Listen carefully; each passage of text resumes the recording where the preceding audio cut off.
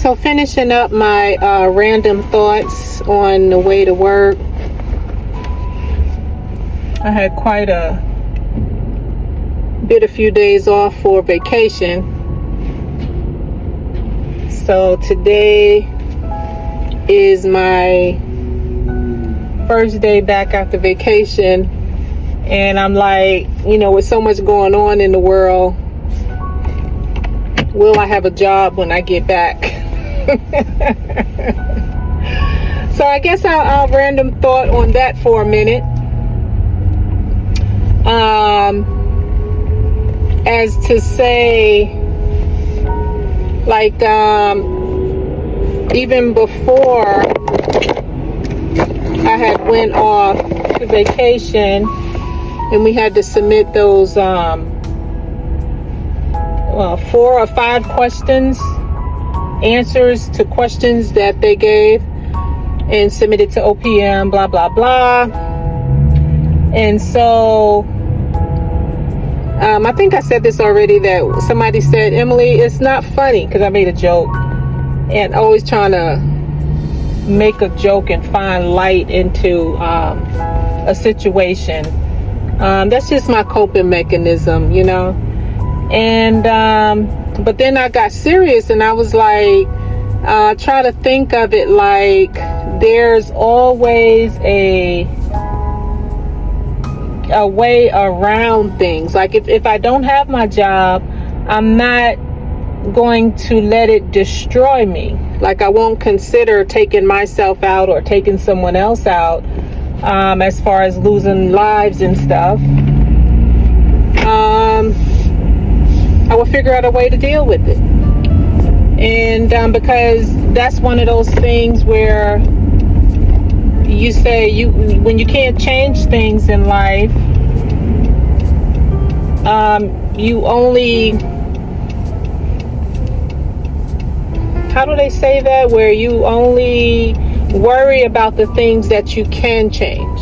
So that would be something that I can't change, to say, give me my job back, or don't let me lose my job if that was to happen to me.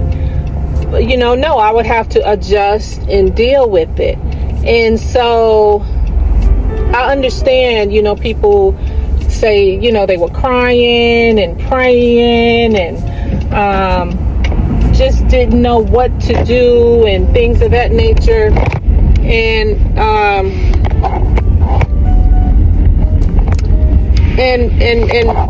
don't know, I was just trying to be a little like, I hate to say think realistically, like try not to be so hard on yourself and not think realistically. Like there's other options, especially if you are a good worker. What you have put in, your heart and things of that nature. Like it doesn't seem like it's being fairly done. Like those that would benefit from not being on the job anymore because of their performance, because of bad things that has happened, and things like just don't give a care or actually hurt other people. I don't think, it doesn't seem like that's what's being targeted. I don't know. I'm not there, to hand out pink slips or behind the scenes before the chopping block. But what I did want to harp on a little bit is I saw a awesome video from the mayor of Baltimore the other day. And he's a ex-army soldier. And he was saying something about mobilization. Like, for all those probationary employees that were fired in his area, they are mobilizing the city and state jobs for them. And the way he talked about it, it made me think of the Army AKO, what it was called back in the day, the Army Knowledge. I forgot what the O was for. And so what it was is a part in there where you can go in and it did it for you. I remember, say for example, my husband was 88 Mike, 31 Lima. It would take the jobs and turn it into the civilian jobs. It would reword it into civilian jobs. So when you apply for civilian jobs, it was easier that way, but they automatically did it for you. And so the mayor of Baltimore was saying something like that. They have something where they would translate the federal job description into what you can apply for, into a description of what you can apply for the city and state.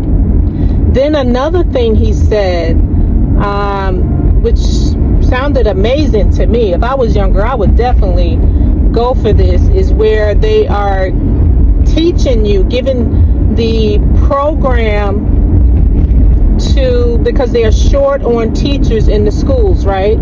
And so they're going to have you, if you go through this program, you'll be able to teach in the public school system with the program that they have. It's something awesome to look into. So there are so many things to not beat yourself up about, or lose sleep over, or get stressed about, or let your blood pressure raise, or get into a heart attack or a stroke or any of those things. Worrying about, I know it's easier said than done. Trust me, I've been in for a long time in the system. So I get it. I understand how you feel. That's your livelihood. But the reason I say try not to let it get to you, get you to that point, is to know you are a survivor. Just like you take care of people in the hospital on a daily basis, and you watch them recover, watch them go through whatever, whether it's the diseases medically or the mental health part. You watch them go through all this, the same thing. If you get quiet and pay attention and don't lose hope, the same will happen for you. You will survive. You will thrive. You will come out of it on top. Just don't give up. Don't give up and keep going. And then think about it also, how we do with regular life stories and regular life situation. When something happened, there's a reason behind this. Am I going to start my own business? Or is it going to be hard to get a job that I want? Or I don't know. But try to think of something. If it happens, it's going to happen. You can't change it, right? And if it does happen, just try to think of, how I'm going to get out of this, instead of sitting there moping about it and crying about it and, oh my God, this happened, and blah, blah, blah, blah, blah, blah, blah, blah. There's so many resources out there that has not been touched yet, or hurt or harmed. And if this fits you, you're going to make it. If it doesn't fit you and you know somebody that it could fit, let them know. They're going to make it. As long as they want to make it, they're going to make it. And I guess I'll let that be my random thought on the way to work today. Peace.